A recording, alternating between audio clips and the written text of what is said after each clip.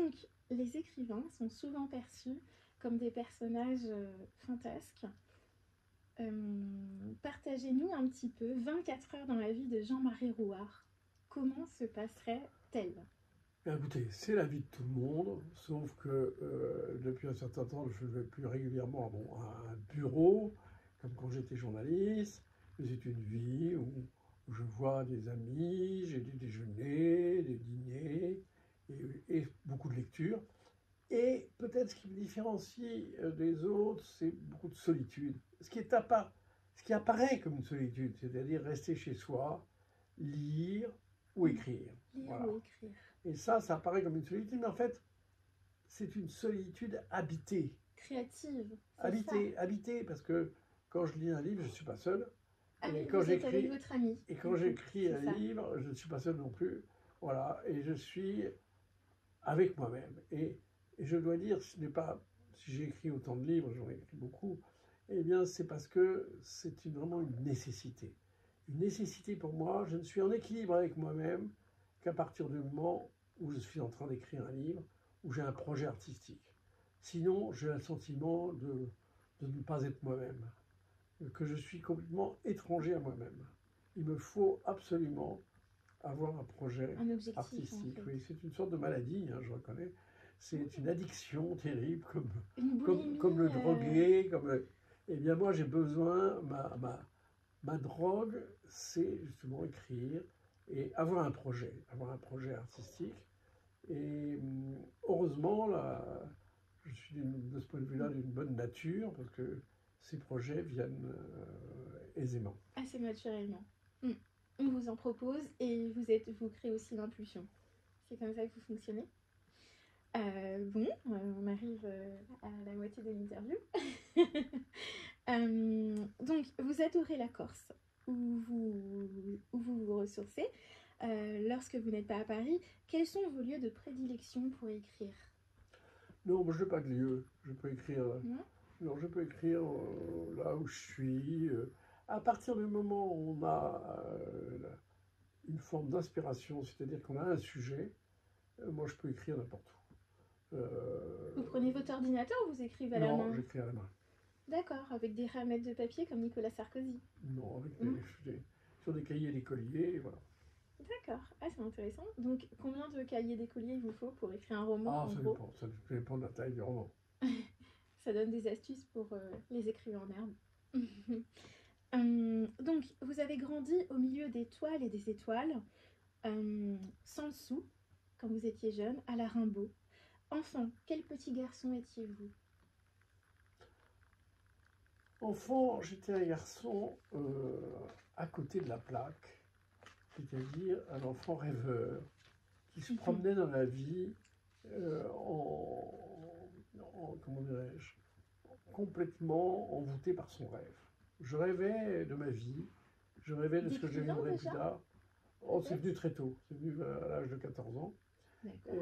Mais donc j'étais quelqu'un d'un peu inadapté, j'étais pas... C'est-à-dire? J'étais pas, disons, vraiment là où j'étais. J'étais ailleurs, voilà. Et je suis C'est-à-dire, resté ailleurs. vous vous sentiez pas forcément aligné, non pas Non, d'un point de vue familial, mais sur sociétal aucun plan, peut-être, sur aucun plan.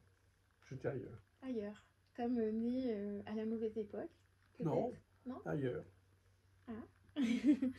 Et très bien. Donc, quand vous regardez dans le rétro, comment ressentez-vous l'homme que vous êtes devenu aujourd'hui? Écoutez, je pense que, comme je vous l'ai dit, euh, je trouve que certainement j'aurais pu être meilleur. C'est-à-dire, je crois que les reproches que je peux me faire, c'est que est-ce que j'ai été assez gentil avec les gens? Est-ce que j'ai pas été méprisant? J'espère que non, mais enfin, Ne pas les faire pleurer. est-ce que que ce soit avec les amis ou avec les femmes, on a toujours des choses à se reprocher. On aurait pu peut-être moins faire souffrir. Bon, ça, je me le reprocher. Mais autrement, littérairement, honnêtement, j'ai fait ce que j'ai pu. Je ne pouvais pas faire mieux, je ne pouvais pas faire pire. Vous avez Et fait de donc, votre c'est ça mieux. qui était important pour moi, comme je l'ai dit, c'était de réaliser, de faire de ma vie, de mes passions, une vie. Très bien. Nous allons revenir un petit peu à l'actualité, notamment liée au Figaro, liée à la chanteuse Juliette Armanet, qui a décrété qu'il existait un art, par exemple, plus de droite ou de gauche. Vous avez dû peut-être suivre la polémique entre Armanet et Michel Sardou. Euh, Quelle est votre position? Existerait-il une écriture de droite ou une écriture de gauche? Quel est votre sentiment sur ce débat? Vous savez, la différenciation entre droite et la gauche a tellement varié. Il y avait des époques où c'est la gauche qui était colonialiste. Puis ensuite, elle est devenue anticolonialiste. Donc, vous savez, c'est la droite qui était pacifiste, puis ensuite elle est devenue belliciste. Ces idées de droite et de gauche, franchement, elles ne sont pas mises avec cet universalisme qui doit présider à l'art. Voilà. Moi, je me fiche pas mal que les gens soient de droite, de gauche, qu'ils soient ce qu'ils veulent s'ils font de bons livres. Voilà. L'important, c'est de faire de bons livres, de la belle peinture. C'est pas de savoir pour qui ils votent. On s'en fiche complètement. Alors, qu'il y ait des esprits médiocres qui soient obsédés par savoir pour qui les gens votent, c'est leur problème. Moi, je les laisse nager dans leur petit marigot.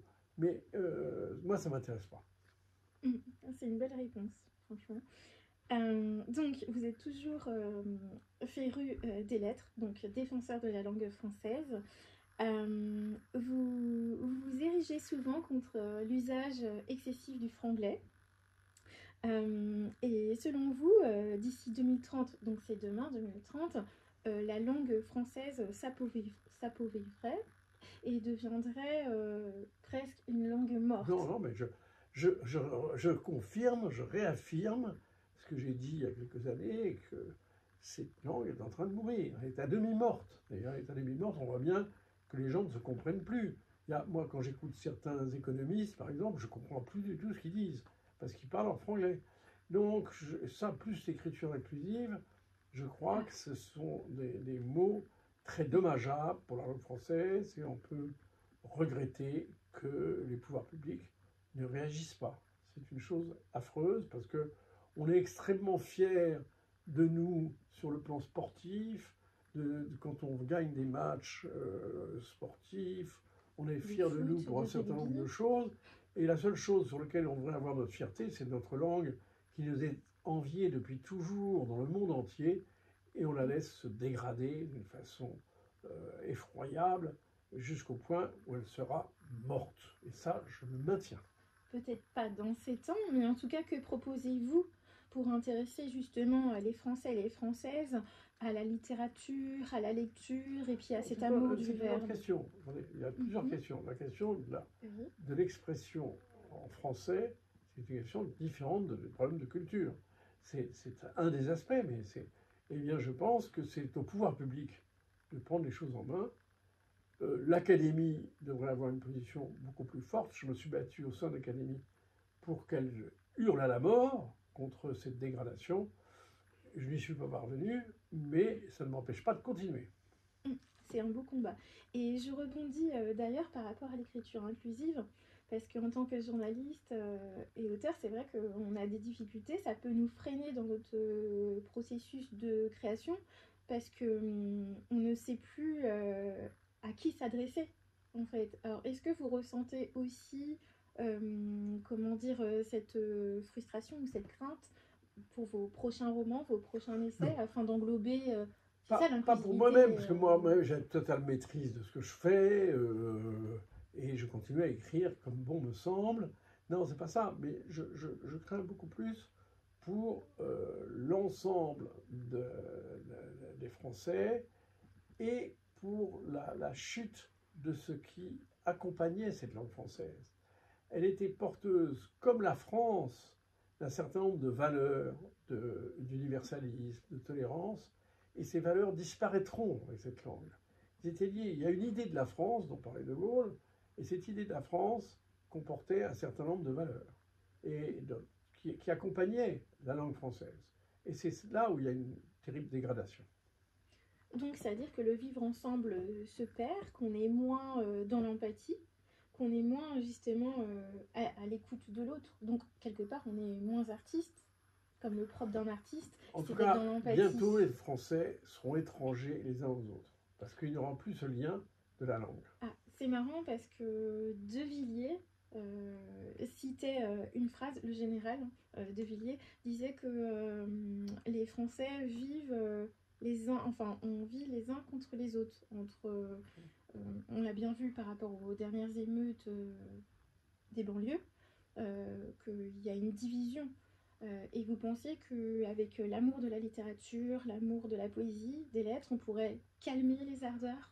C'est pas un peu Je crois utopiste? que les passions religieuses, les passions sociales demeureront toujours. Ça serait illusoire de croire que par la littérature, on va pacifier les gens. Non. Mais néanmoins, c'est rajouter ce que disait Camus, abîmer la langue française, c'est rajouter du malheur au monde. Vous avez beaucoup d'exigences littéraires et linguistiques, sans concession, vous êtes intransigeant. Quels auteurs français ont grâce à vos yeux aujourd'hui? Tous les auteurs français, tous les gens qui écrivent, tous les gens qui peignent ont grâce à mes yeux. Je trouve que c'est formidable d'avoir ce goût pour tenter de donner à l'instant un sens. Voilà. Et que ce soit par la peinture, par la littérature, eh bien, c'est donner une éternité à une émotion. Et bien, de ce côté-là, je suis du côté de tous les artistes et je ne mettrai aucune critique contre eux. Magnifique. Toute dernière question. Donc, êtes-vous comme Debussy, un phobique des fleurs, des chiens et des enfants?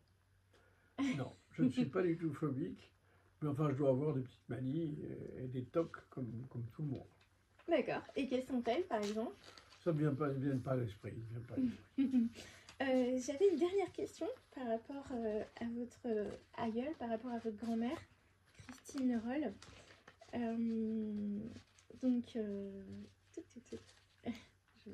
vais prendre mes petites notes.